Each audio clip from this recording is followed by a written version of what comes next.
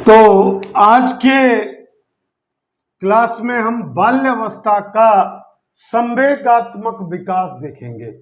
इस संदर्भ में जो क्रो एंड क्रो हैं, उन्होंने क्रो एंड क्रो उन्होंने अपना कथन कहा या अपने विचार व्यक्त किए कि संपूर्ण बाल्यावस्था में संवेगों की अभिव्यक्ति में निरंतर परिवर्तन होते हैं। तो क्या कहा था उन्होंने? संपूर्ण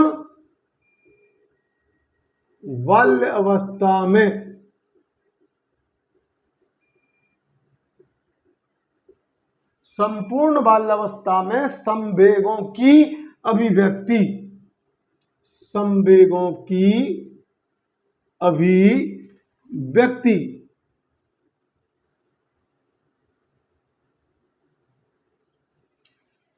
में निश्चित परिवर्तन होते हैं। निश्चित परिवर्तन होते रहते हैं, ये क्रो एंड क्रो ने कहा। इसका मतलब यह है कि बाल्य अवस्था में जो बालक है उसमें संवेगों का विकास होता है और उनमें समय के साथ जैसे वातावरण में वह आता है वैसे ही उसके संवेगों की स्थितियां बदल जाती हैं। तो इस चीज को हम संवेगात्मक विकास को कुछ पॉइंटों की सहायता से समझेंगे। सबसे पहला कि संवेग बाल्य अवस्था में निश्चित और कम शक्तिशाली होते हैं। यानी बाल्य अवस्था में संवेग निश्चित और कैसे हो जाते हैं? उनमें निश्चितता आ जाती है, दृढ़ता आ जाती है और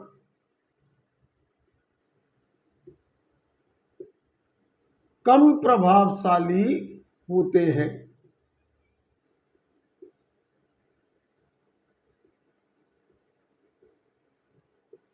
इसके कहने का अर्थ यह है कि 6 वर्ष की जो आयु है, बाल्यावस्था का प्रारंभ माना गया 6 वर्ष, तो 6 वर्ष की आयु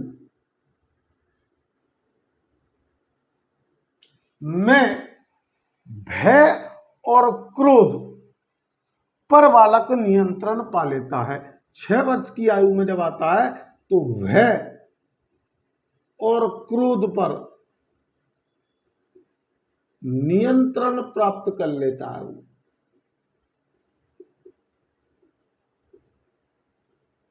यानी उसके परिजन या उसके जो सामाजिक या सामूहिक व्यक्ति हैं या उसके जो है मित्र हैं, उनके प्रभावों को वो दृढ़ता से ग्रहण कर लेता है, लेकिन वो कुछ समय के लिए ही प्रभावशाली रहते हैं यदि उसे मार्गदर्शन अगर अच्छा मिल जाए।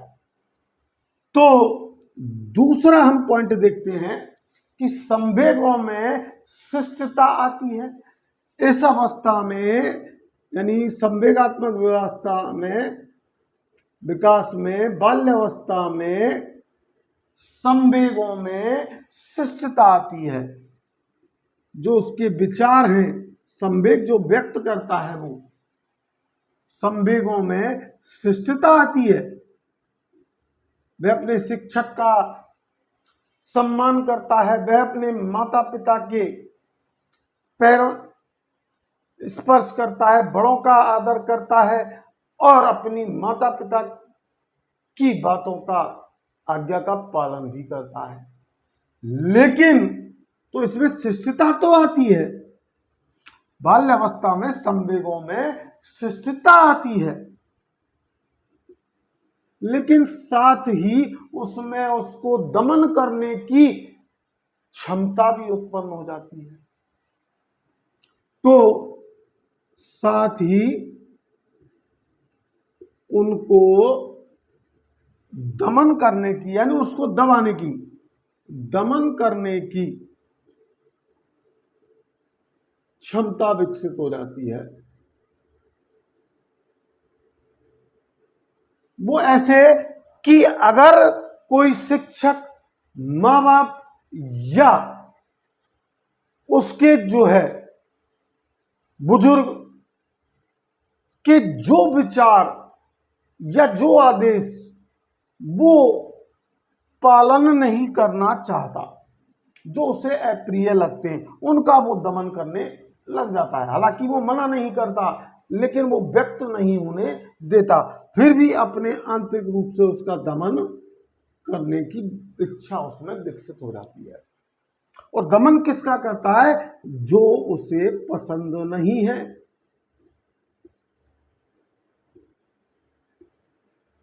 आई होप इस बात को आप समझ रहे होंगे। तीसरी जो पॉइंट हम देखते हैं कि संवेगात्मक विकास पर बालक के विद्यालय का अधिक प्रभाव पड़ता है। यानी बाल्यावस्था में संवेगात्मक विकास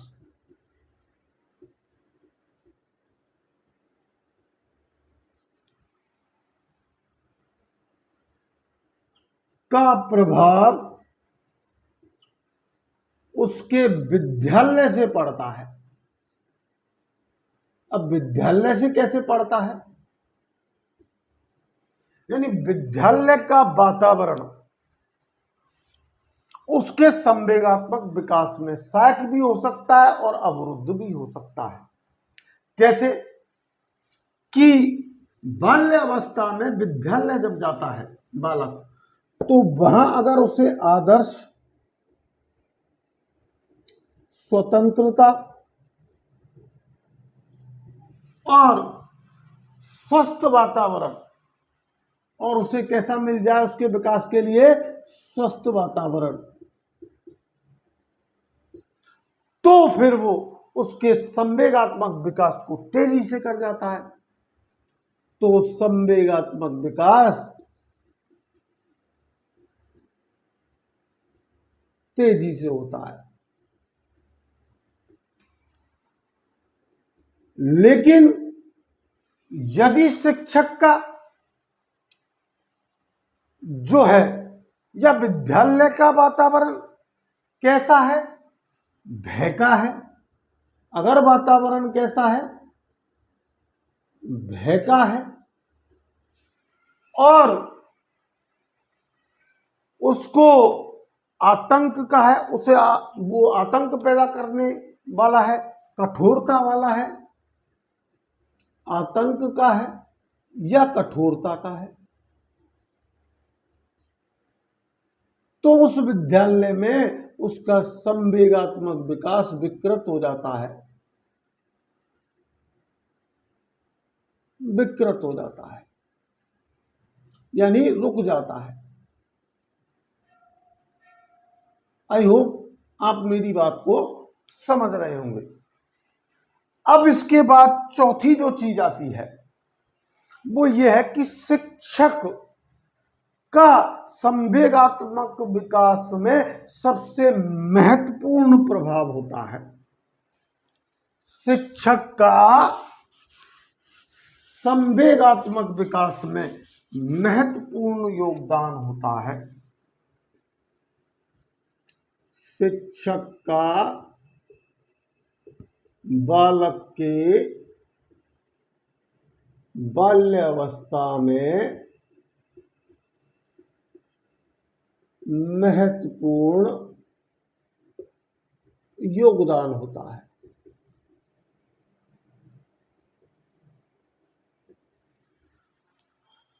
कैसे कि अगर उसके साथ शिक्षक अप्रिय व्यवहार करता है, अप्रिय व्यवहार या शारीरिक दंड, शारीरिक दंड कठोर अनुशासन, कठोर अनुशासन। अगर ऐसी शैक्षणिक विधियों का प्रयोग करता है शिक्षक, तो फिर बाल्यावस्था में बालक की मानसिक ग्रंथियां विकृत हो जाती हैं, मानसिक ग्रंथियां विकृत हो जाती हैं और उसका विकास रुक जाता है, विकृत हो जाती है। इसलिए शिक्षक को, मैंने पहले भी कहा था, शिक्षक को शिक्षा मनोविज्ञान में ईश्वर का प्रतिनिधि माना है। इसलिए शिक्षण अभिरुचियां बीएसटीसी के बालकों को और रीट और सेकंड ग्रेड शिक्षक भर्ती में शिक्षण अभिरुचियों पर विशेष ध्यान दिया जाता है कि शिक्षक को कैसी अभिरुचियां उत्पन्न करनी है बालक में। तो एक शिक्षक का बहुत ही महत्वपूर्ण योगदान होता है। अगले पॉइंट की हम बात करें तो बालक, हम जानते हैं कि इस अवस्था में विभिन्न समुदाय में रहता है। बाल्यावस्था में बालक विभिन्न समूहों में रहता है। जैसे विद्यालय में उसका समूह मित्र मंडली अलग है, परिवार की मित्र मंडली अलग है, उसके समाज की मित्र मंडली अलग है और उसके रिश्तेदारों की मित्र मंडलियां अलग हैं। तो वो कई मित्र मंडलियों के समूह में रहता है। तो बाल्यावस्था में बालक विभिन्न समूह में रहता है, जिससे पारस्परिक घृणा, जिससे क्या होता है कि पारस्परिक घृणा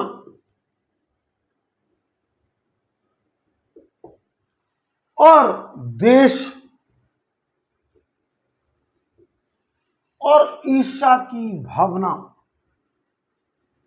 ईर्ष्या की भावना प्रबल हो जाती है। यह आप प्रैक्टिकली भी देखते हैं। अवांछित संवेगों का विकास हो जाता है, यानी अवांछित संवेगों को वो ग्रहण करने लगता है। अवांछित जो उसके विकास में बाधक है, अवांछित संवेगों को ग्रहण कर लेता है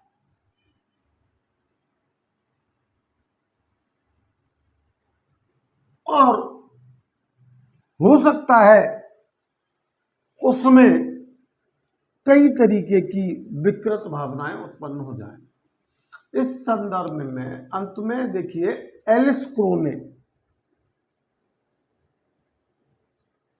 संवेगात्मक विकास के संदर्भ में कहा कि दोषों के परिणाम को सोचते हुए बालक दोषों के परिणाम को, अपने दोषों के परिणाम को सोचता है, वो सोचते हुए और अपने से अधिक भाग्यशाली बालकों से ईर्ष्या करने लग जाता है। तो दोषों के परिणामों के बारे में सोचने लगता है और अपने से अधिक भाग्यशाली बालक से वो जो है ईर्ष्या करने लग जाता है, ईर्ष्या करने लगता है। आई होप मेरी ये बात आप समझ रहे होंगे कि दोषों के परिणाम के बारे में वो देखता है कि उसे क्या कमियां दूसरे बालक की अपेक्षा मिल रही हैं और वो दूसरे बालक को भाग्यशाली मानता है। अपने से संपन्न बालक को भाग्यशाली मानता है, प्रतिभाशाली बालक को जो है से ईर्ष्या करने लग जाता है और परिवार के सदस्यों के व्यवहार से वो जो है उसका संवेगात्मक विकास रुक जाता है।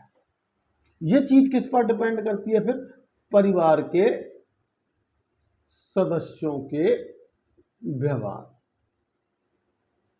अंतिम में इस विकास में बता रहा हूं आपको कि बालक, एलिस क्रो ने कहा था इस संदर्भ में कि बालक सामान्य रूप से प्रसन्न रहता है और दूसरों के प्रति उसका विदेशी भाव अस्थायी होता है। तो एलिस क्रो ने इस संदर्भ में क्या कहा कि बालक सामान्य रूप से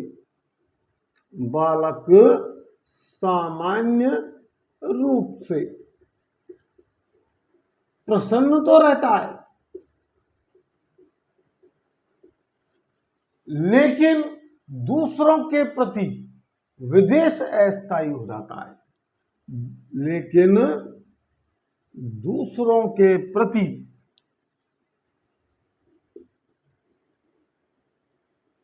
विदेश अस्थायी हो जाता है। तो आज आपने बालक के संवेगात्मक विकास को देखा। आपको ये वीडियो कैसा लगा ये आपको कमेंट्स के माध्यम से बताना है, और अगर वीडियो आपको पसंद आता है तो ज़्यादा से ज़्यादा शेयर करना है, और जो हमारे चैनल पर नए हैं वो चैनल को सब्सक्राइब करें। Thanks watching for this video.